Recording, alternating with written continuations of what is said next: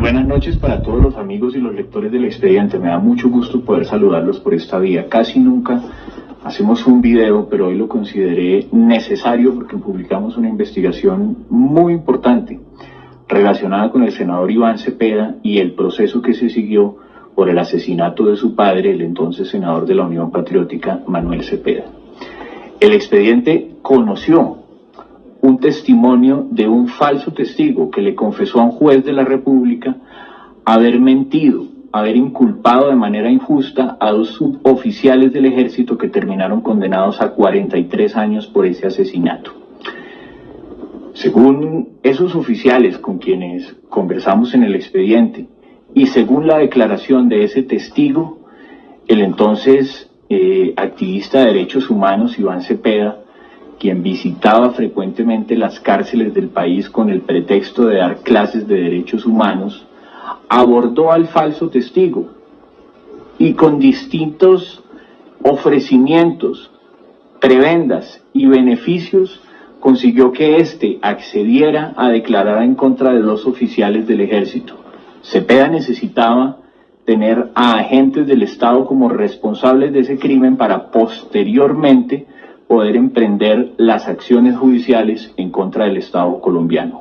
Acciones judiciales ante la Comisión Interamericana de Derechos Humanos que determinaron que se trató de un crimen de Estado por el que el gobierno nacional, a través del entonces ministro del Interior, Germán Vargas Lleras, ofreció disculpas al senador Cepeda y a su familia, y crimen de Estado por el que el senador recibió una indemnización cercana a los 1.000 millones de pesos.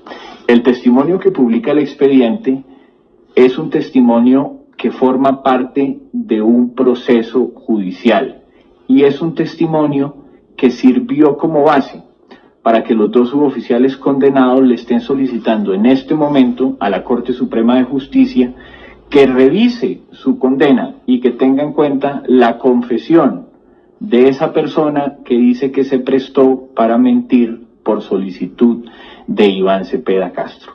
En el expediente también publicamos una comunicación interna de la Corte Suprema de Justicia el pasado 17 de noviembre en la que la secretaria de la Sala Penal de la Corte le solicita a la Sala de Casación Penal que comiencen a darle trámite a esa investigación y que se atienda la solicitud que presenta el abogado de los dos suboficiales que están solicitando la revisión de su condena.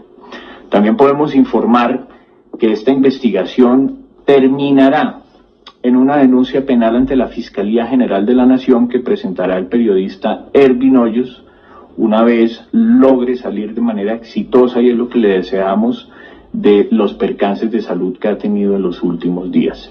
Pero será Ervin Hoyos y su equipo jurídico del equipo y de la organización Defendamos Colombia, el movimiento Defendamos Colombia, quienes le presentarán esta denuncia formal al fiscal general de la Nación y a la procuradora Margarita Cabello, con el ánimo de solicitar todas las garantías para ellos y para los testigos. Acá tenemos el explosivo audio hoy revelado, gente, en el periódico El Expediente, donde certifica, gente, Iván Cepeda buscó, gente, falsos testigos para engañar a la justicia y decir de que a su papá lo había asesinado el ejército. Gente, reclamó esta rata 1.000 millones por ese falso positivo. Hoy recordamos, gente, Iván Cepeda será esta rata el que ordenó asesinar a su propio papá. ¿Por qué esta rata tapó el homicidio, gente, de su propio papá? Gente, Iván Cepeda sabía de que había sido el grupo terrorista de las FARC el responsable de haber asesinado a su propio papá.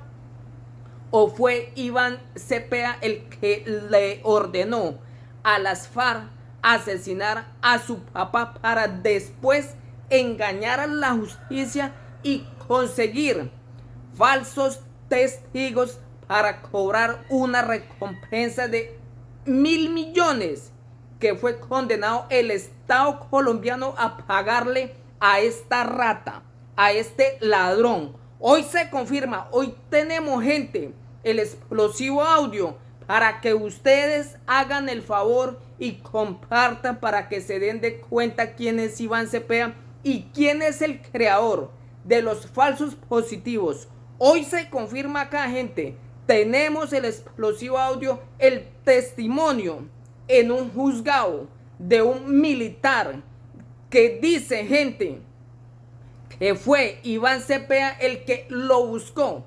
Le ofreció 100 millones para que hablara falsamente en contra de militares para él cobrar una indemnización de 1.000 millones.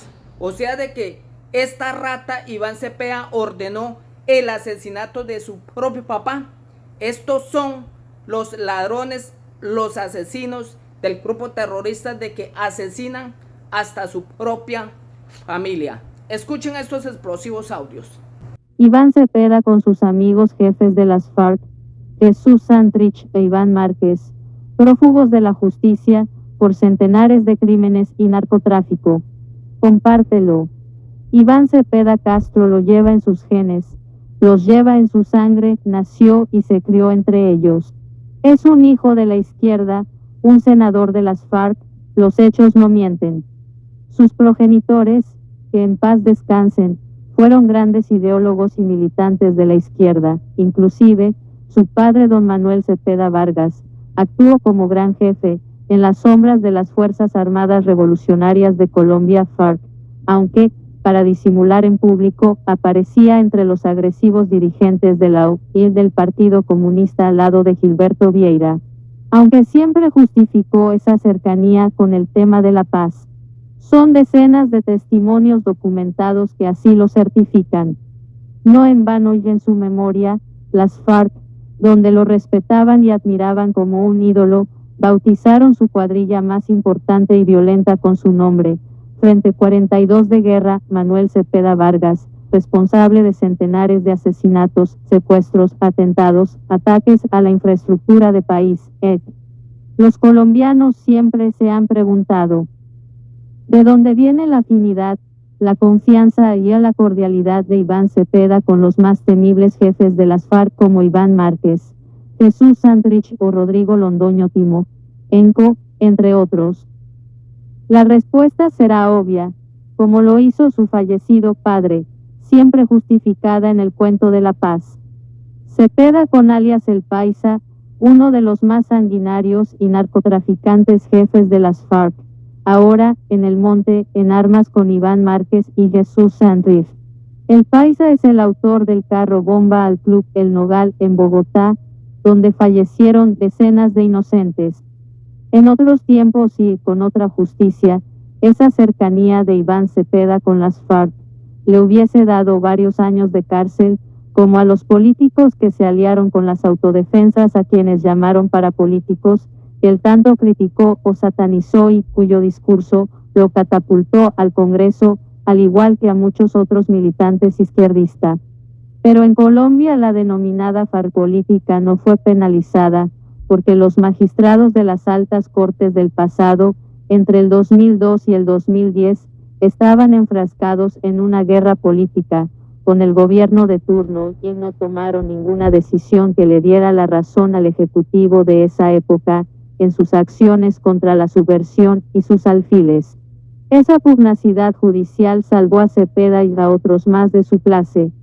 Un ejemplo de esa justicia de un solo lado es que descartaron los archivos y a las decenas de evidencias encontradas en los computadores del fallecido jefe fariano Raúl Reyes, en los cuales ya se nombraba a Iván Cepeda, que todavía no era congresista, y otros líderes socialistas, pero los magistrados sí procesaron o condenaron a políticos locales, senadores y representantes a Cámara por estar citados en documentos de las autodefensas como el Pacto de Ralito o el Pacto de Chibolo.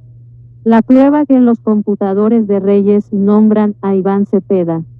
Sin descontar que Cepeda encuentra su punto más alto de popularidad y el momento clave para legalizarle a Colombia su entrañable cercanía y amistad con las FARC y sus jefes, con el Acuerdo de Paz de La Habana, Cuba, realizado por el expresidente Juan Manuel Santos y los hombres de esa guerrilla entre el 2010 y el 2016.